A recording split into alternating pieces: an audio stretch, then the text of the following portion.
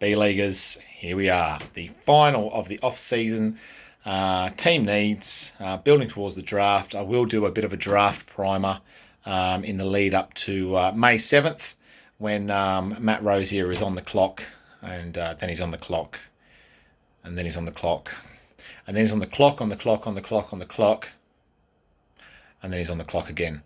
So now we've got the two finalists. So these boys can hold their heads very high.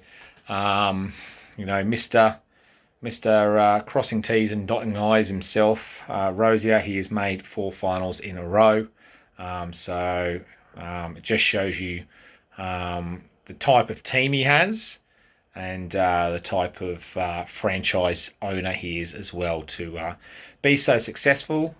Here I am wiping the fucking floor with him in week 7 and pulling my dick, and then ready to end it all when we get to week 16. All right, so on to his team. Thanks for setting up your lineup, Rose. That was really useful there. He does have Watson in there, of course. That's a big in there. Being with Cleveland, I'm sure he'll do fine there. Just interesting to see what his suspension will be. We can forget about all these fucking ones. I don't know what this is an RB2 for Armstead. I don't know what you're saying there, and I don't even understand this one either. But anyway, Jackson is top class. Trey Lance is going to play at some point. Might not be the first bit of the season. There's quite a good chance that Shimmy is starting again by the looks, but he should play at some point and he should be pretty good. The running backs, the starting running backs of Mixon and Eckler are great. Looks like Ronald Jones has a bit more value to him now, and certainly a big increase. Whoops, sorry boys. Certainly a big increase down in the wide receivers. Obviously, A-Rob going to a place where there's a competent quarterback. Sutton getting a competent quarterback. Russell Gage in a better situation. Johnson shouldn't be affected too badly. And Waddle, look, I don't know if Hill affects him in a bad way. Maybe target share. But they should be pretty exciting to watch. Miami. Marquez Callaway, remember you asked for a first for him? I'm just... Anyway, and of course, Mark Andrews. And look, there is quite a few picks there as well, a couple of early ones. So he'll certainly be there and close to the final again. And on to our champion, our Penrith Panthers. Frothy, the current champ. We look across his lineup. Look, he was super happy to get Ryan Tannehill. So that was one of Yvonne Jr. the Third's, one of his last trades.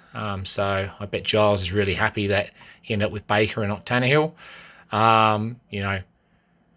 John Taylor, awesome. Jacobs should be good again. Wide receivers are strong. I mean, Samuel was amazing. Still waiting for that tattoo, mate. So if you could send a picture when you get it, seeing as you did promise. Noah Fant, I feel like he takes a bit of a hit. So maybe not as strong in tight end. Chase will be fine there. Tua should have a huge boost. Matty Ryan's heaps better in Indy. There's some good depth pieces, like Harris is a good depth piece. Moore now is going to be a good depth piece. So there's a couple of things there. So, and there is one or two that could be good. In terms of the picks, obviously he has that first as well, and the late second. So I would say he'll be in or around the playoffs again. Look, if you get to the playoffs, as we've seen, anything can happen. All right, boys, that's it for those off-season reviews and those needs. I don't think those finalists are going to be desperately needing to make certain moves, but always good to add to your team. So we'll leave it a couple of weeks. We'll have our pre-draft primer, and then I'll do my 14-part 14-week series and draft grades as well. And PS Matt, if you don't get an A at least for your draft grade with 8 picks in the first 15, you are an absolute fucking muppet. So I'm sure you will. You'll be fine. All right, boys. See you later.